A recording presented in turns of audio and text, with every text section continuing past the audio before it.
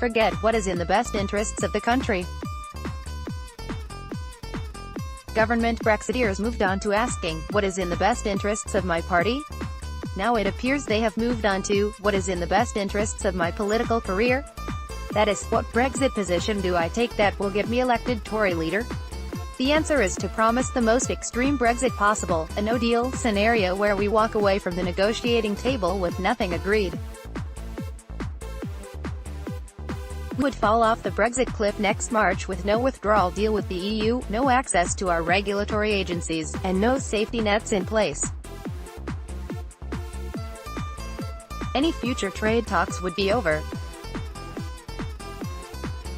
The war of the Tory succession is being fought on the Brexit battlefield, and while they sit comfortably in their ivory tower surrounded by herds of pink unicorns, the lives which will be impacted the most by these decisions are the likes of you and me. The interests of the country are being compromised by Brexit careerists, who have set their sights on the Conservative Party crown and will stop at nothing to get it. Political posturing of the worst kind puts no deal back on the table. As the details of the withdrawal deal become clear, what would be anti-democratic would be to give the public no further say in decisions that will dictate the country's future for decades to come. We'd be leaving the country's future in the hands of Boris Johnson, Michael Gove and Jacob Rees-Mogg, whom I believe cannot be trusted to act on anything other than their own self-interest. The only solution is a people's vote on the final Brexit deal, without no deal on the ballot paper. A no-deal Brexit would not mark the dawn of a golden age of Britain where we make a comeback as a world superpower and go running back to the empire, as Nigel Farage would have you believe.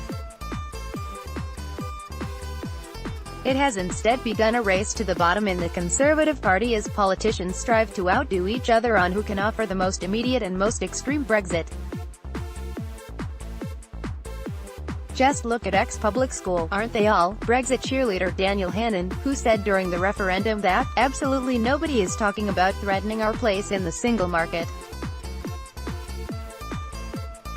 Fast forward 2 years and he's now dropped that pledge and pitched himself at The Sun, where he frequently attacks other members of his party for not being Brexity enough. Or there's the carefully constructed Jacob Rees-Mogg, whose solution to the Northern Ireland border issue is to force the Republic of Ireland to leave the European Union as well.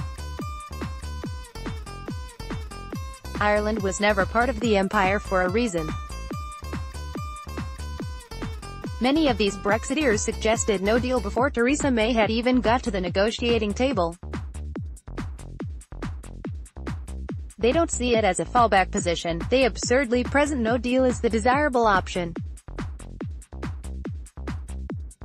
And let's be clear, a no deal was never negotiation leverage.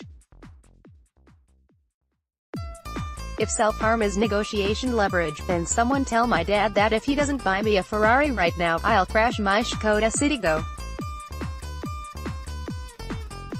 Brexit careerists thrive on disaster capitalism. No-deal Brexit would present them with the opportunity to deregulate en masse, to sell off more public services, and to ensure many more years of austerity. Having promised the opposite, this mob want us to chase fool's gold. We must not let them hijack a people's vote.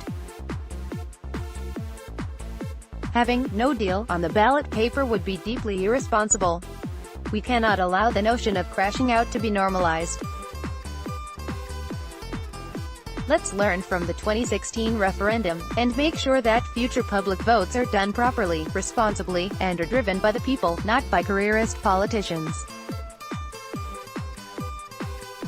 Either the Brexit ultras of Rees-Mogg, Gove, Johnson and Hannan will leverage their power and take the decisions, or we the people will. Don't let them take back control. We decide.